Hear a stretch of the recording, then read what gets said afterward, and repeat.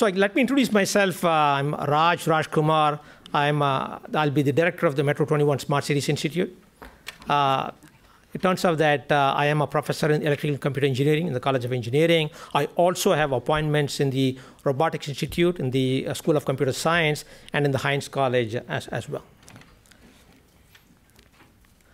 So the mission of the Metro21 Smart Cities Institute is to develop 21st century solutions to the challenges that face our metropolitan regions. Right? That's where the 21 comes from. Some quick facts about the Institute. It turns out that the origins of Metro21 actually go back several years now, thanks to the pioneering ideas from Dean Jim Garrett of the College of Engineering and Dean Krishnan of the Heinz College. So I want to basically applaud them for their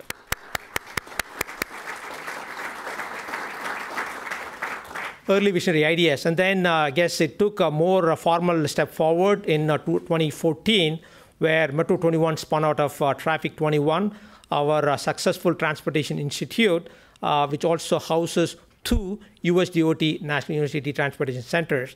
In this context, I'd like to acknowledge the many contributions and leadership that Rick Stafford provided. So Rick, please stand up, take a bow.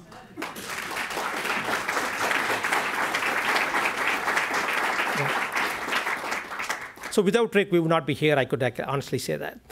So Metro21 is a university-wide institute, spans multiple colleges. I'll have more to say about that later.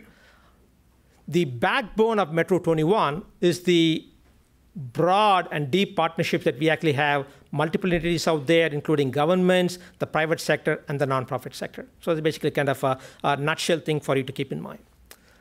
The founding sponsors, which basically really made it feasible, are the following. As was cited by Grant earlier, the Henry Hillman Foundation basically provided the seed grants, if you will, with additional support from Pentair and the IBM corporations.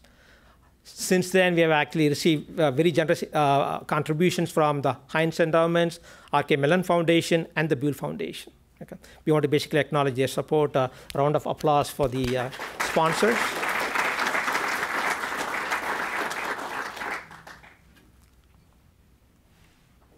So it turns out that we actually have an active memorandum of understanding that Karina actually highlighted with the mayor. We've been true partners. We basically deeply appreciate the partnership, the love and support shown by the city. We look forward to working with you as long-standing partners for you. We also have a memorandum of understanding with the county as well. As you saw, Rich has been a great supporter of activities here on campus, including Traffic 21 and Metro21. We are in the process of coming up with something similar with the airport as well. Right? So please stay tuned. We'll have something to say in the near future. So Metro21, how do you think about this? Think of this basically as a doorway that opens up all activities related to smart cities at Carnegie Mellon, the College of Fine Arts, Dietrich College of Humanities and Social Sciences, the College of Engineering, the Heinz College of Information Systems and Public Policy, the School of Computer Science, and the Tepper School of Business. This covers 6 of the 7 colleges on campus. So you might be asking, what happened to the 7th? We are working on it. Okay. The executive committee that basically will guide the affairs of the Institute are the following. Bob Demon, the Dean Tepper School of Business. Jim Garrett, of course, Dean College of Engineering. Farham Jahanian, Interim President. Krishnan, Dean of the Heinz College. Dan Martin, the Dean of the College of Fine Arts. Andrew Moore, the Dean of the School of Computer Science. And Richard Shines from Dietrich College of Humanities and Social Sciences. Yeah, I guess the next panel, actually, many of them actually you'll hear from. And Krishnan, I believe, moderates that panel. The 2 colors that you see there, Jim Garrett and Krishnan, the deans of the College of Engineering and the Heinz College, will be the governing deans, if you will, given their early leadership, visionary outlook that really actually helped this initiative flourish and become an institute. So thank you, Jim, and thank you, Krishnan. So the Metro21 family, as it stands now, will be an umbrella that will house the GM lab. The lab is literally called the GM CMU Connected and Autonomous Driving Collaborative Research Lab. That's quite a mouthful, so I'm therefore just a GM lab. So the acronym that we use is actually CAD, CRL, Connected Autonomous Driving Collaborative Research Lab. So basically, it has been a relationship that literally dates back 18 consecutive years. Right? So basically, it's as part of the family. We house a National University Transportation Center on Safety called Technologies for Safe and Efficient Transportation. It is a national center. Safety is the primary mission of the U.S. Department of Transportation. We are a national center on this. I should find Stan Caldwell. Stan. Oh, that is Stan. Stan hiding in a corner but doing the work. So Stan, stand up. So you should take a bow as well. So Stan is the executive director of TSET. And so that award is in the process of expiring, a multi-year grant. Meanwhile, we actually have Traffic 21 Institute, which basically was really the outgrowth that actually happened in 2009 when Henry Hillman made his first grant to the university to basically apply technologies to basically mitigate, alleviate the problems that we all know exist in Pittsburgh and beyond. I should bring up Professor Chris Hendrickson, who actually serves as the director. Stand up, Chris.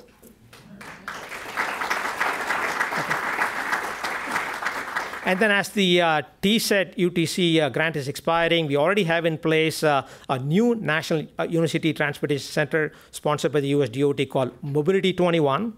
Right? And it turns out that Stan, you need to stand up again. He's the executive director of that as well. Okay? And then last but not the least, we have an entity called Metro Lab Network. Used to be an integral part of CMU, or at least in my mindset. But right now, it's actually an independent 5031C organization, nonprofit organization based in Washington, D.C. Do I see Ben Levine? Ben, stand up, please.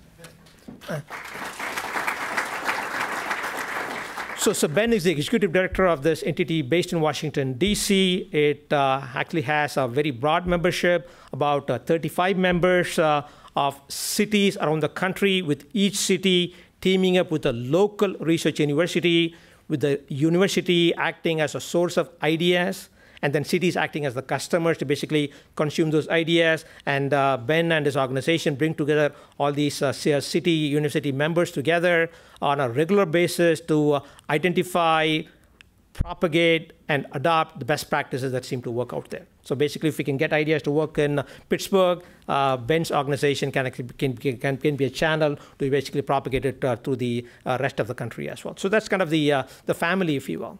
So the extended family for Metro21 turns out to be the brand new Block Center for Technology and Society housed in the Heinz College. Just recently started with a very generous grant from Keith Block, an alumnus of the Heinz College.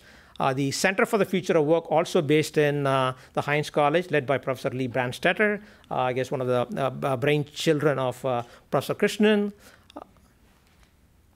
The Remaking Cities Institute, the College of Fine Arts. We'll have Don Carter coming in later, and we have Steve Quick out here from the College of Fine Arts. The Scott Institute for Energy Innovation has been a great partner. Anna, you could stand up and take a bow too. Anna is the executive director of, and they'll be holding an Energy Week a few weeks from now. NREC, the National Robotic Engineering Center, based in Lawrenceville. And the Robotic Institute, out of which NREC is based at. They are very strong partners with AI, automation, and robotics and such. And then the Smart Infrastructure Institute, which has been around for many years, one of the brainchildren of Dean Garrett. Okay. So this is kind of the extended family too. Okay. So it gives you a sense for the web of relationships that we have on campus, acting as a doorway. So let's take a step back and look at what metros or metropolitan regions are about. Right? So when you think of metropolitan regions, what do you think about? Probably the first and foremost is transportation. Right? I'm sure it's on Karina's mind. So congestion basically plays a huge role in you deciding where you want to live. And of course, you have to think about water. Water main breaks when people immediately think about it. Utilities like gas, telecommunications, right, and the like. Law and order, law enforcement, healthcare, and ... basically air quality, noise quality, light pollution. There are multiple dimensions that together constitute life in a metropolitan region. Right? But if you look at those entities out there, they're consciously being drawn as silos because each of these dimensions that constitute metropolitan life really has been historically built, organized, and operated as a silo, independent silo. Some of them are private, some of them are public, some of them are run out of public funds, taxpayers' money. Some of them, I guess, are pay as you go. Right? It's basically a mishmash of various things. Right? What we would like to see Metro21 do is go from that set of independent silos, so to speak. Can we actually have them all interconnect, interoperate, and communicate to basically become a fine-tuned Swiss watch, if you will. Right? Now let's take that analogy a little bit further. Can we make that fine-tuned Swiss watch into a smart device of some kind, where an ecosystem brings to you a bunch of configurable applications that can be customized to your individual needs and preferences. And because there is an ecosystem, people can add applications in the future that you and I cannot even imagine today. Okay? That in turn basically means that there needs to be an infrastructure on the device, an infrastructure in the so-called cloud out there on which creative people, innovators can come in and add new applications and services. Some of them may be free, some of them may be paid for. Right? So that's basically the idea. Can we basically take this complex entity called a city and then build in ecosystems and hooks in there so that you, at the end of the day, can basically use convenient devices at your disposal, customize it, configure it for your personal custom needs. So that's basically where we would like to go, right? Have these silos actually communicate, coordinate, be optimized, and be extremely user-friendly. So this is a view that Dean Garrett has been talking about for quite some time. A city, a smart city, is really a system of multiple systems. Right? These various silos, think of them as a system of its own, but it's really, as a city, is really a system of systems. So we need to worry about mobility, energy usage, clean air and water, and then meanwhile, economic prosperity, the grant was talking about, or about smart buildings and infrastructure, and then connected communities and such. Right? So basically, so how do we create this system of systems that is actually very fine-tuned? So there are clearly some building blocks that will act as the bricks of building a smart city. Here, I'll just run through laundry-less transportation, digital infrastructure, physical infrastructure. You need to actually have a communications backbone, a wireless components within it, sensing and actuators for example, traffic lights, transit, freight, smart street lights, and the like. So basically, it gives you this physical framework that we are able to sense and act upon. I guess there needs to be some notion of cloud computing. Later on, you heard from Professor Satya from the School of Computer Science on edge computing. Bear with me until then. Of course, there will be concerns about security and privacy as well. Right? So that's on the kind of the technical building blocks, if you will. But one has to be very conscious and cognizant of who the users are, or who the user groups are. Clearly, citizens have to benefit. The residents of the city have to benefit from a smart city.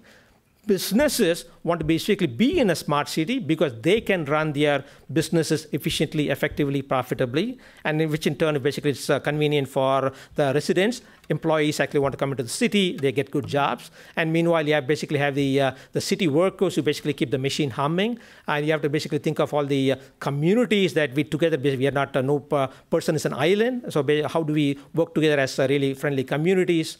We need to think about planners, for example. Karina has to think both short-term and longer-term. If she runs from the room, we know that something has happened out there that needs to take care of immediately. But she also has this long-term vision of using, treating CMU as a partner and basically getting a long-term solution framework in place.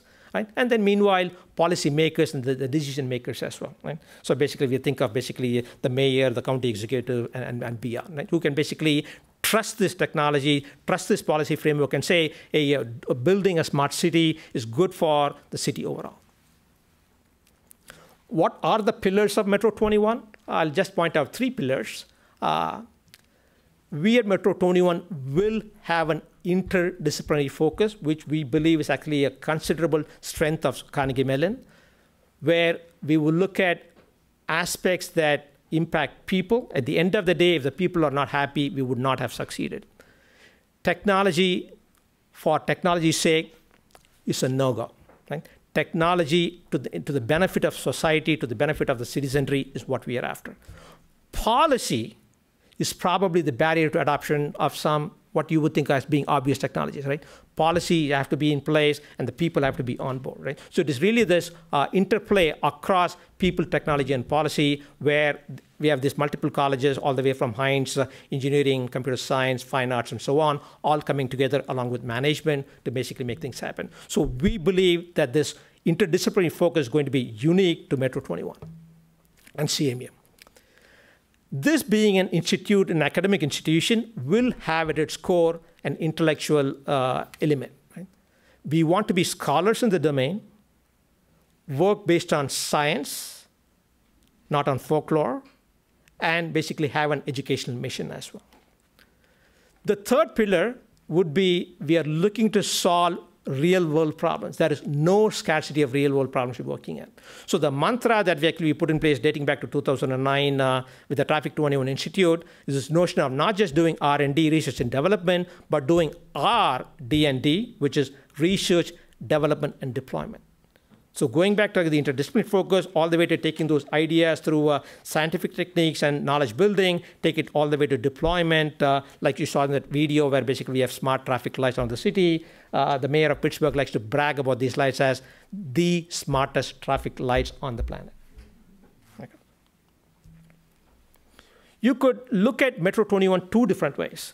One way of looking at it is that Metro 21 will serve as an innovation engine, looking at a whole bunch of technical attributes. This slide is for the geeks in the room. Okay? So there's a whole bunch of challenges of many different kinds. I guess Grant made this very important point that if you try to maximize one attribute called profits, it may actually end up minimizing another good attribute, meaning people's welfare and wages. So it turns out that building a smart city is really about balancing across multiple trade-offs, between multiple conflicts and so on, and therefore really a multi-dimensional optimization problem. Okay? So it turns out that you need to bring to bear engineering technologies, policy innovations, and the like to basically bring together a smart city.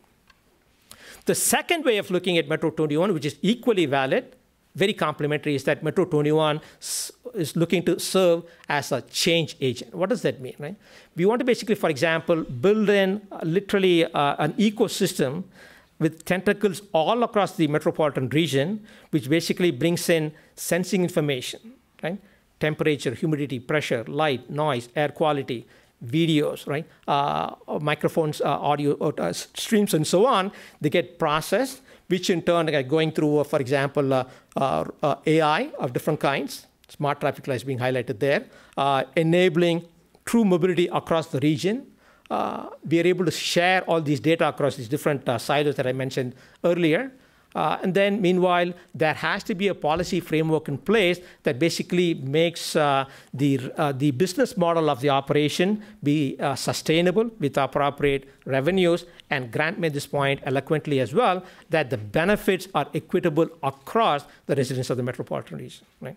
So there's basically the innovation angle, but then innovation by itself is basically sits on a shelf. We need to be able to actually work with partners like the city and the county to basically transition that into a practical field environment with a policy framework supporting it. So those are really two complementary aspects.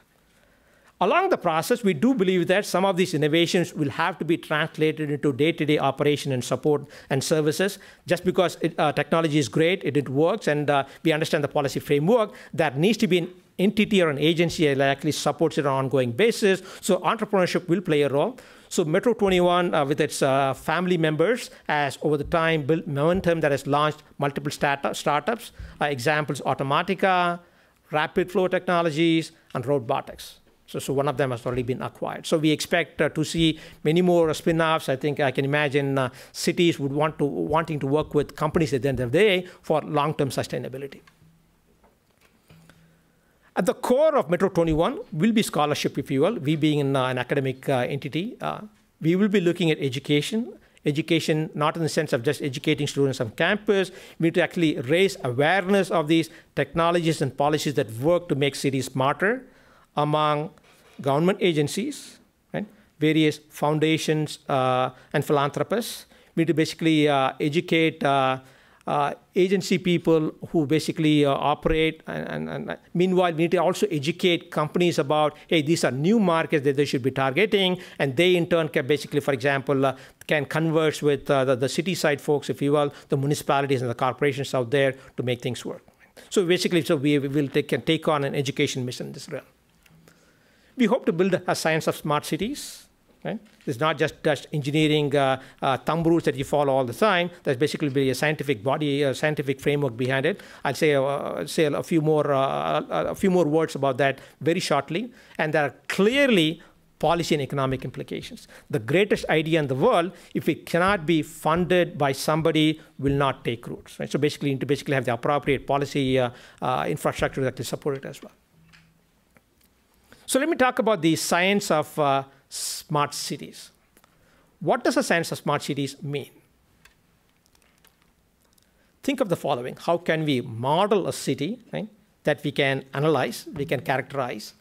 Can we test a new policy, a new solution, a new interjection, if you will, before taking on the cost and effort of implementing in practice and finding that it does not work? If you have a good model, you can test it in the model. If it works well in the model, maybe there are good chances it actually works in the real world. Right? So basically, the model will play a big role.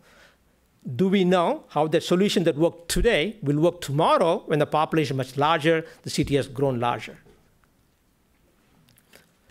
Can solutions be characterized in a way that we can generalize a solution to other application domains, to other cities? Can we also, for example, saying that take this solution and say, can I morph it so that it worked in transportation? Does it work in water, sewer management? So you want to be able to generalize, also be able to narrow it down, right, with an appropriate model.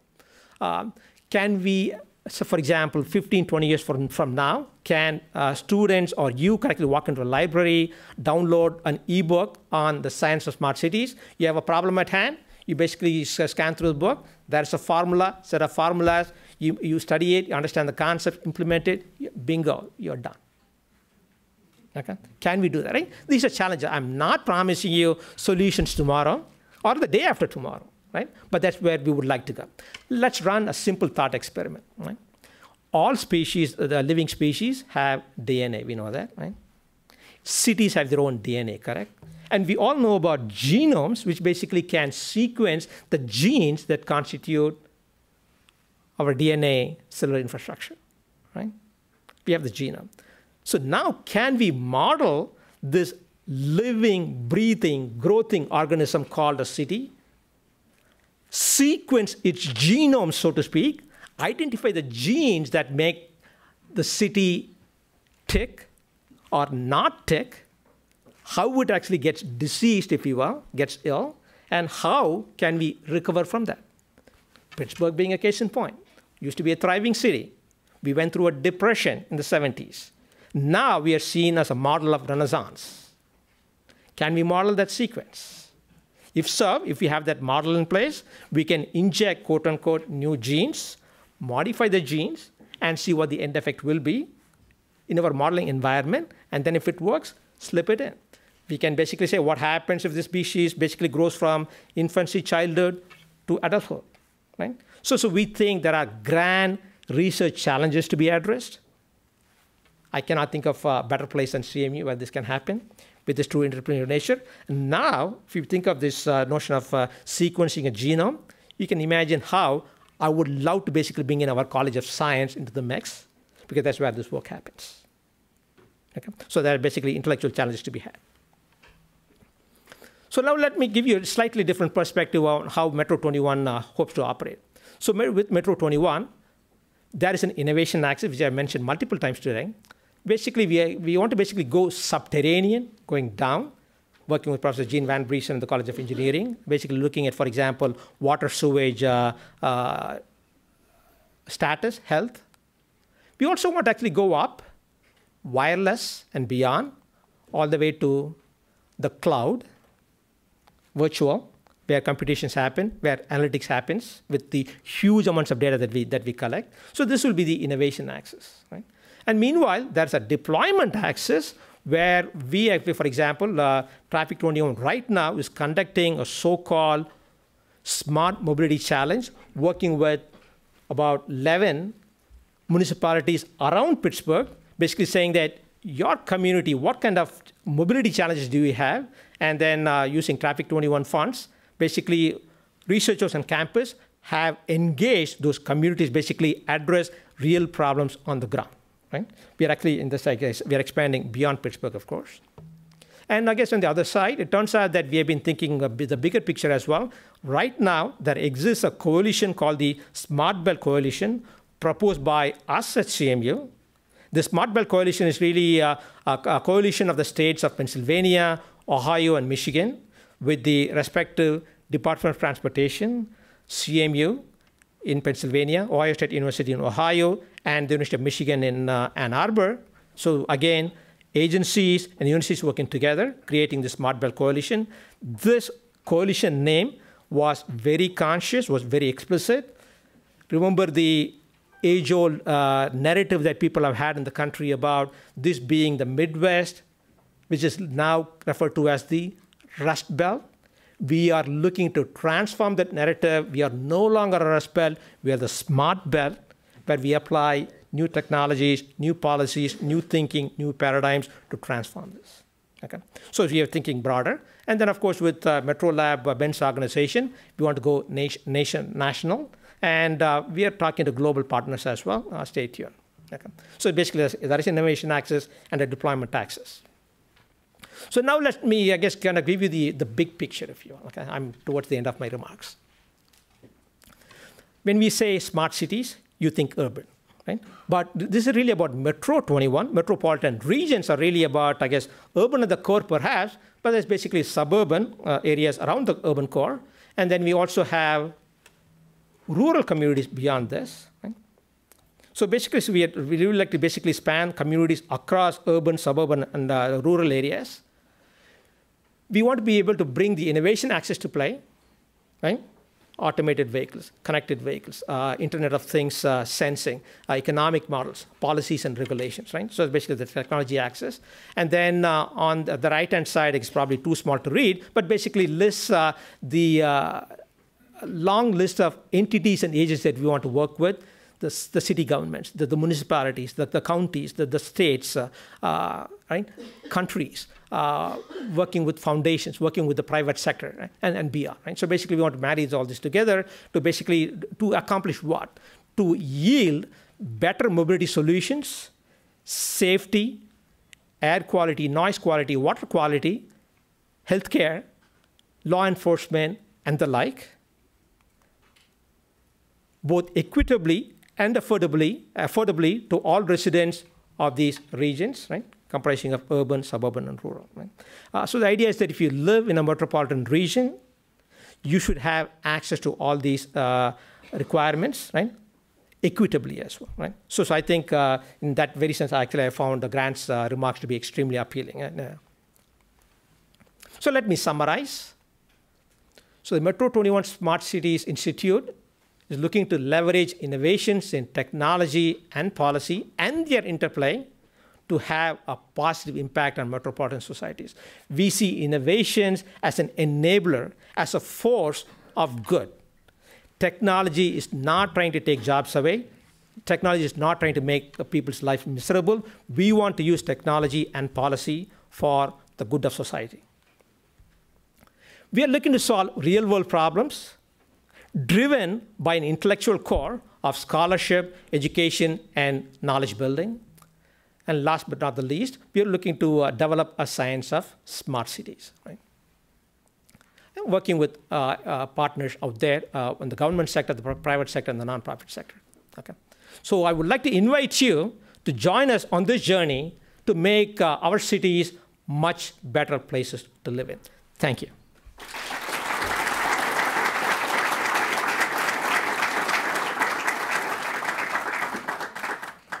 Thank you. We do now have a break. We have a break until 11 o'clock. Okay.